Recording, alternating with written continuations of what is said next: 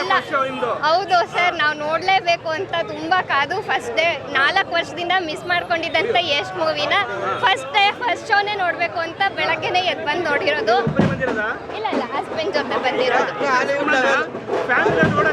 ಖಂಡಿತ ಇಲ್ಲ ಎಲ್ಲ ಫ್ಯಾಮಿಲಿಯವರು ಕೂಡ ಕೂತು ನೋಡೋ ಅಂಥ ಮೂವಿನೇ. ಒಳ್ಳೆ ಲವ್ ಸ್ಟೋರಿ ತೋರಿಸಿದ್ದಾರೆ, ತುಂಬ ಅಶ್ಲೀಲವಾಗಿ ಏನು ತೋರಿಸಿಲ್ಲ, ತುಂಬ ಚೆನ್ನಾಗಿದೆ.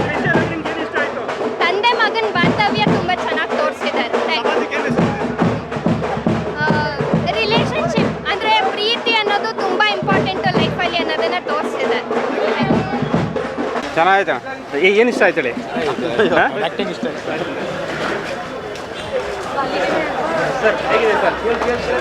ಚೆನ್ನಾಗಿದೆ ಮೂವಿ. ಏನು ಇಷ್ಟ ಆಯ್ತು ನಿಮಗೆ? Super, mind blowing sir, super.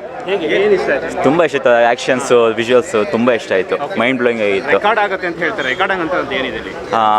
ಅಂದರೆ ಅವ್ರದ್ದು ಯೂಸ್ ಮಾಡಿರೋ VFX, ಅವ್ರ ಆ್ಯಕ್ಟಿಂಗ್ಸ್ಗೂ next level mind blowing sir. Super ಆಗಿದೆ. ಸೂಪರ್ ಚೆನ್ನಾಗಿದೆ ಸರ್, ಚೆನ್ನಾಗಿದೆ, ಸೂಪರ್ ಆಗಿದೆ.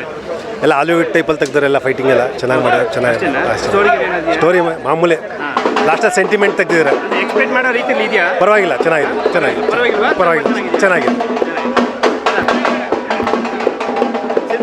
ಸುಮಾರಾಗೈತೆ. ಏನು ಇಷ್ಟ ಆಯ್ತು?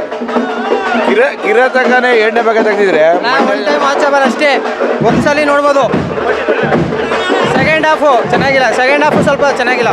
ಒಂದ್ಸಲ ನೋಡ್ಬೋದಾ? ಹಾಂ